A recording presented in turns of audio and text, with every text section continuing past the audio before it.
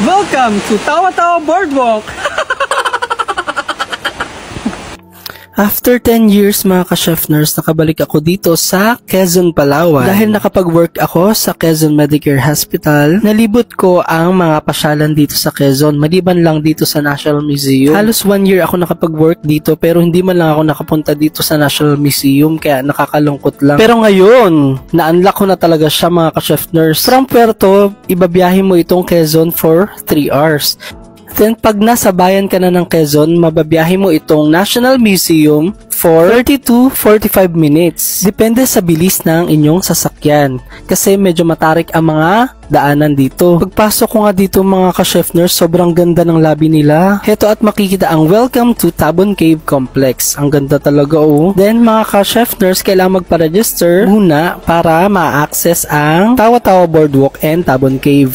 Pagkatapos makapa-register, ayan mga ka-chef nurse, pupunta na tayo ngayon sa Tawa-Tawa Boardwalk. Mga ka-chef nurse, pwede dito maligo at pwede mag-picnic. May mga picnic area tayo, mga tables and chairs. Ayan. Sobrang nakaka-relax dito mga ka-chef nurse. At makikita sa kabilang pangpang ang isla ng Sidanao. Mabuti na lang at konti ang mga guests, kaya grab natin ang opportunity. Kamusta mga ka-chef nurse? Tara!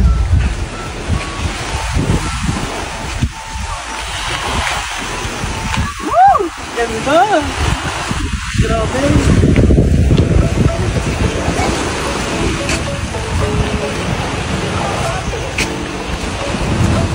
Nandito tayo ngayon sa Lipoon Tabon Cave Complex. Pagpasok dito mga ka-chef nurse, sobrang sarap sa feeling kasi finally nakabalik ulit ako dito. Ang ganda dito mga ka-chef nurse. Ang laki ng pinagbago nitong boardwalk. Sa mga hindi pa nakakapunta dito, ang Tawa-Tawa Boardwalk ay may haba na 1.2 kilometers galing sa starting point. Pero para sa akin, sobrang haba nito kasi may mga pakurbada siya na daan. Sa mga plantito at plantita, sobrang ma-appreciate nyo habang naglalakad ang mga halaman na makikita ninyo dito sa gilid ng boardwalk. Dahil iba't ibang species ng mga halaman ang inyong makikita. Ayan, pahinga muna. Medyo malayo-layo pa ang ating lalakbayin mga ka-chef nurse. Nangangalahati pa lang tayo.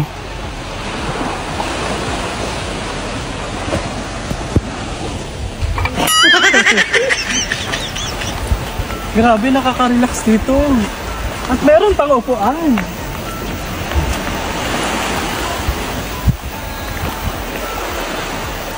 Pag napagod ka maglakad, may papahingahan dito. Diba? Shala.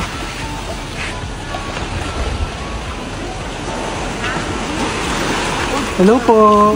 Ganda natin. Wala pang din.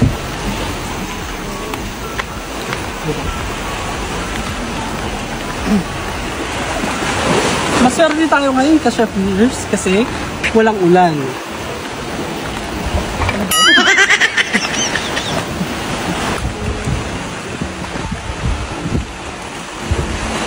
Ang haba pala.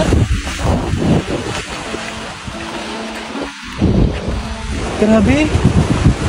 Doon pa pala siya oh.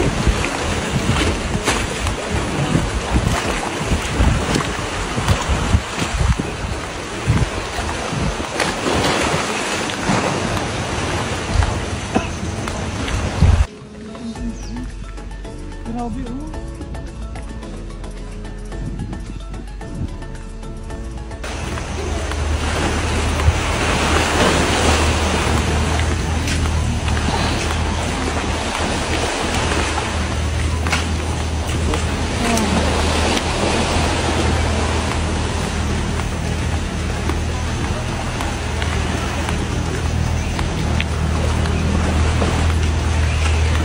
Makikita na po natin ang Tabon Cave.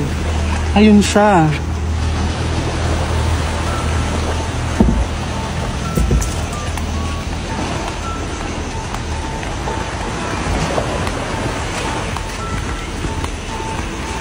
Pag nag-picture kayo sa harap mismo ng Tabon Cave, mukha siyang face ng tao. Meron siyang bunganga. Tapos nakaganto siya oh. Nakaganon.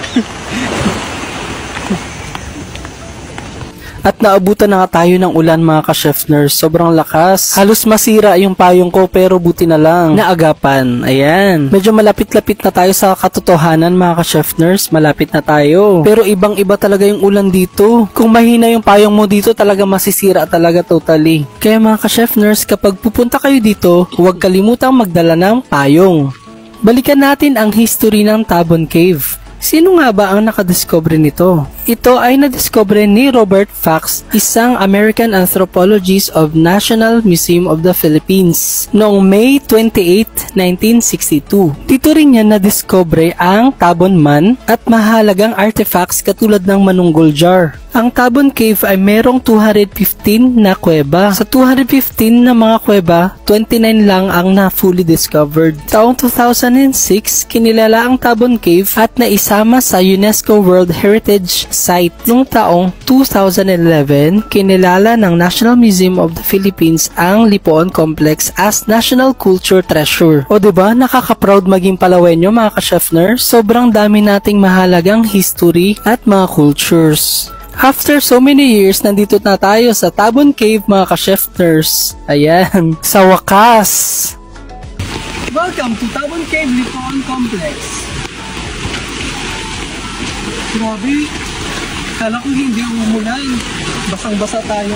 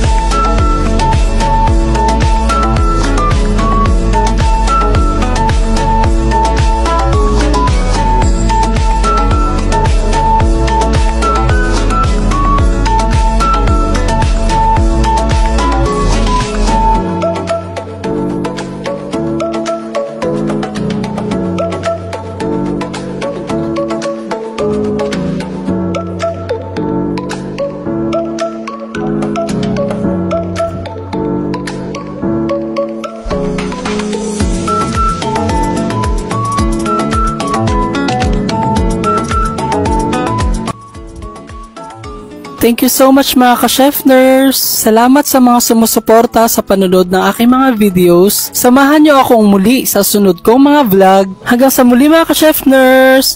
Bye!